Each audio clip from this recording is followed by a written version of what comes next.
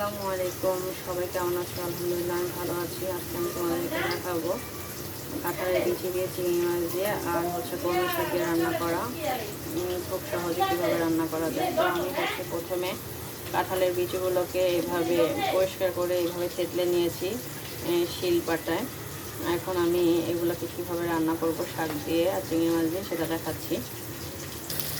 এখানে আমি half cup চালের ভিতরে দিয়ে দিয়েছি পেঁয়াজ কুচি আর দিয়ে দিয়েছি রসুন আর কাঁচামরিচ, সাথে এখন দিয়ে দেবো চিংড়ি মাছ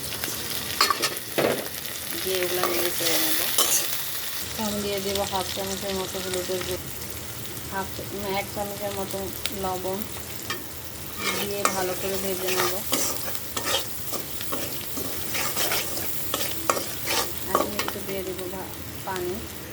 তো আমি শাক রান্না করবো, সেজন্য আমি মরিচটা একটু বেশি দিব, শাকের সাথে ঝাল না হলে ভালো লাগে না। এক চামচ দিয়ে দিলাম মরিচের গুঁড়া, কারণ আগে মরিচের গুঁড়া দিইনি, দিলে যে লেগে যেতে চায় সেজন্য। তো আমি এবার ভালো করে কষিয়ে নেব। তো আমার মশলা কষানো হয়ে গেছে চিংড়ি মাছের। এখন আমি কাঁঠালের বিচি দিয়ে দিব। কাঁঠালের বিচি দিয়ে আমি নেড়ে ছেড়ে নেব। তো কাঁঠালের বিচি দেওয়ার পরে আমি 1 মিনিট কষিয়ে নেব, তারপরে পানি দিয়ে দিব। তো আমার 1 মিনিটের মতো কষিয়ে নেওয়া শেষ। এখন আমি দিয়ে দিব পানি দিয়ে কাঁঠালের বিচিটাকে সিদ্ধ করব, তারপরে শাক দিয়ে দিব।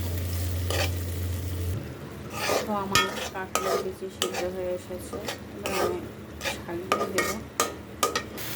তো আমি ভালো করে আলু আর শাক মিক্স করে নিলাম। এবার অপেক্ষা করবো শাক সিদ্ধ হওয়া পর্যন্ত। আলুগুলো লেগে যেতে হয়ে গেছে, তাই একটু পানি দিয়ে দিতে। এই তো আমার শাক হয়ে গেছে কমপ্লিট। এখন নামিয়ে নেব। দেখো কালারটা কত সুন্দর আসছে। তো ঠিক আছে, এখানেই রাখি। আসসালামু আলাইকুম।